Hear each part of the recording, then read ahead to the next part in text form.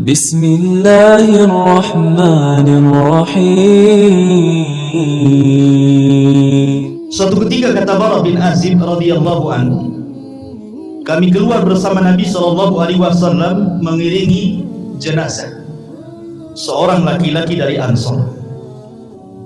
Maka ketika galian kubur itu sudah digali dan belum sampai kepada lahatnya, maksudnya lubang kedua dalam kuburan disebut lahat, maka Nabi SAW kemudian duduk dan kami pun duduk, kata Bara ibn Azib radhiyallahu anhu.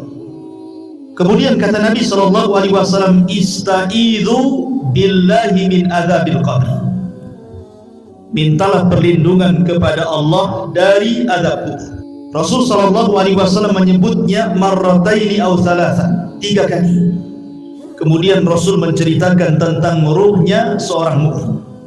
Kata Nabi SAW, innal abda al-mu'mina idza kana fi inqita'i minad dunya wa ikbali minal akhirati nazala ilaihi malakun minas sama bidul wujuh ka'anna wujuhahumus syamsu. Apabila seorang hamba mukmin, kata Rasul, ketika dia hendak berpisah dari dunia dan menghadap akhirat, maka turun malaikat dari langit yang berwarna sangat putih sekali. Wajah-wajah malaikat ini sangat putih. Dan yang dimaksud malaikat di sini tentu bukan satu malaikat, bukan malakul maut saja, tidak, tetapi diiringi dengan rusulul maut, namanya pembantu-pembantu malaikat maut, berdasarkan ayat Al-Quran, tawaffathum rusuluna, kami wafatkan dengan mengutus utusan-utusan kami. Menunjukkan bukan satu malaikat, tetapi banyak malaikat.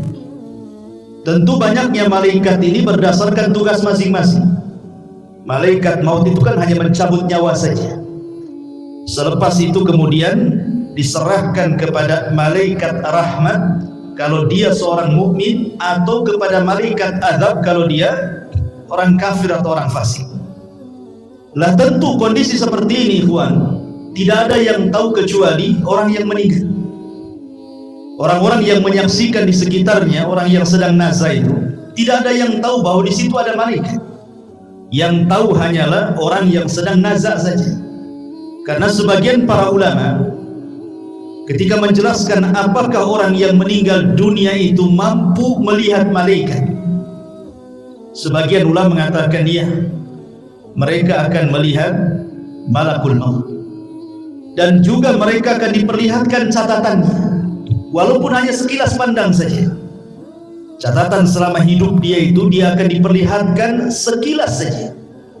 Dan itulah kondisi-kondisi menakutkan, sehingga kenapa Rasul mengatakan saat orang seperti ini tidak boleh mengatakan kecuali kebaikan.